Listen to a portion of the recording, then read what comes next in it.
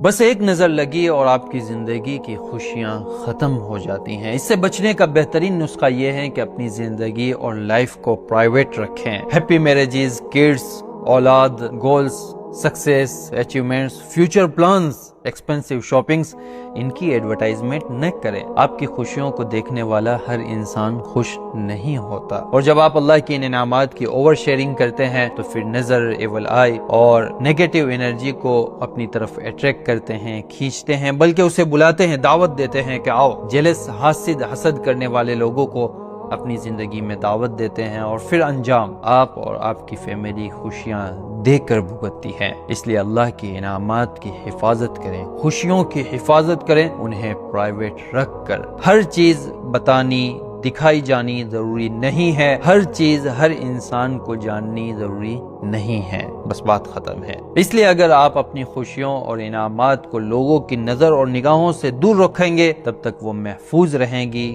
لوگ اس کا کچھ نہیں بگاڑ سکتے۔ اور جو ہی آپ نے اسے سر عام کر دیا، فن، انٹرٹینمنٹ اور شو آف کے نام پہ لوگوں کو دکھایا، تب سے تباہی شروع ہے۔ دیکھ لیں اپنے ارد گرد کیا انجام ہوتا ہے۔